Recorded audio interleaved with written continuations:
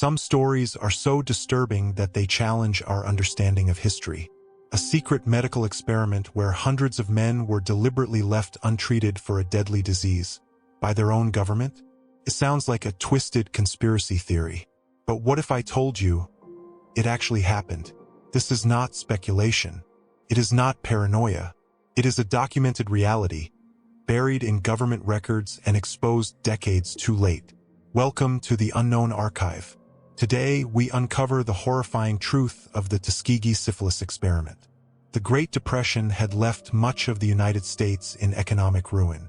Among the hardest hit were African American communities in the rural South, particularly in Macon County, Alabama. It was here, in the small town of Tuskegee, that one of the most unethical medical studies in American history took root. The U.S. Public Health Service, PHS, working with the Tuskegee Institute, launched what they called a study of untreated syphilis in the Negro male. The official story? Researchers wanted to observe the long-term effects of syphilis in black men to better understand the disease. The reality? They were willing to let hundreds of men suffer and even die just to collect data. A total of 600 African American men were enrolled in the study. About 399 of them had syphilis, while 201 did not. None of them were told the true purpose of the study. Instead, they were promised free medical care, meals, and even burial insurance. The catch? The treatment they desperately needed was deliberately withheld. To keep the men from seeking treatment elsewhere, doctors told them they were being treated for bad blood, a vague, misleading term that covered a variety of ailments.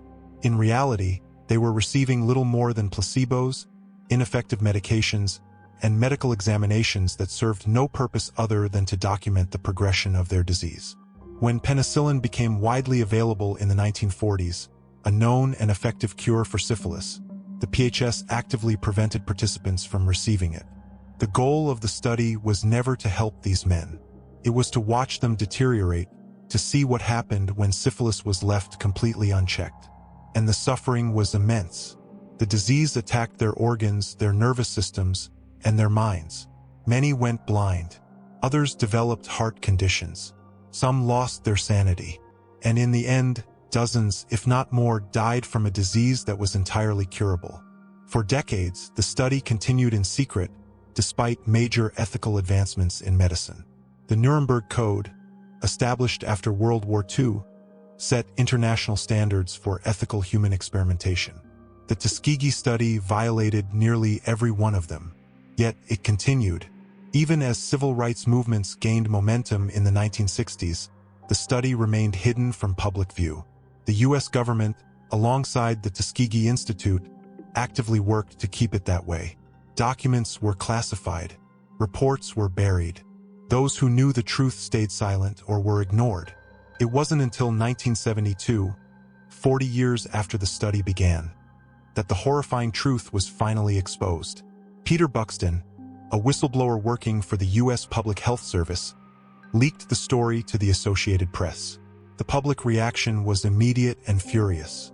News outlets across the country demanded answers. How could something so monstrous happen in modern America? The government scrambled to contain the fallout. The study was immediately shut down, and a formal investigation began. But the damage had already been done. Out of the original 399 infected men, only 74 were still alive. Many had already died from syphilis or related complications. Some had unknowingly passed the disease to their wives, who in turn gave birth to children with congenital syphilis. The impact of the study rippled across generations. In 1973, a class action lawsuit was filed on behalf of the victims and their families. The U.S. government eventually reached a settlement, awarding $10 million to the survivors and their descendants. But no amount of money could undo the betrayal. The damage extended far beyond the victims. The Tuskegee Syphilis Experiment became a symbol of institutional racism and medical exploitation. It fueled deep distrust of the government, particularly among African American communities. Many refused to participate in medical studies, fearing another Tuskegee. Others avoided doctors altogether, unsure if they could trust those meant to heal them. It took until 1997, 65 years after the experiment began, for the U.S. government to issue a formal apology. President Bill Clinton stood before the nation and acknowledged the horrific violation of human rights. He met with the remaining survivors and their families, apologizing for the pain they endured. But for many, the apology came far too late. If anything good came from the Tuskegee experiment, it was the changes it forced upon the medical community.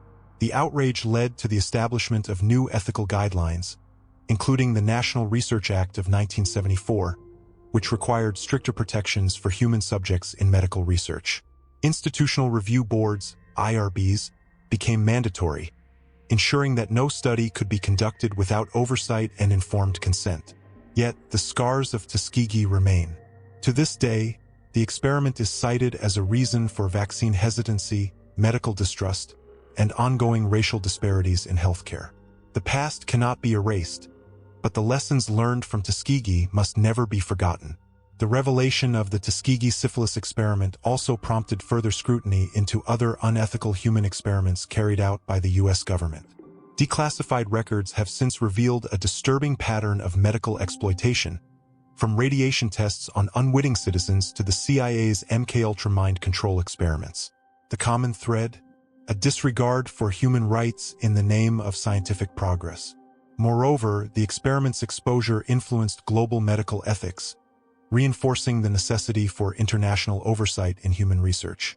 Organizations like the World Health Organization and the United Nations have since pushed for stricter global ethical standards, ensuring that no nation can justify such blatant violations under the guise of science ever again. The Tuskegee Syphilis Experiment is more than a historical tragedy. It is a warning, a reminder of what can happen when the government is left unchecked, when human lives are reduced to mere data points, and when science is weaponized against the very people it should serve. What other secrets lie buried in classified files? What other experiments were conducted under the guise of science and progress? Could similar unethical studies still be happening today, hidden behind the veil of national security and bureaucracy? Let us know your thoughts in the comments. And if there's a mystery you want us to uncover next, share it with us. We might just feature it in our next episode of The Unknown Archive. The unknown isn't just out there, it's all around us. Thanks for watching The Unknown Archive. Stay curious, stay skeptical, and remember, sometimes the most unbelievable stories turn out to be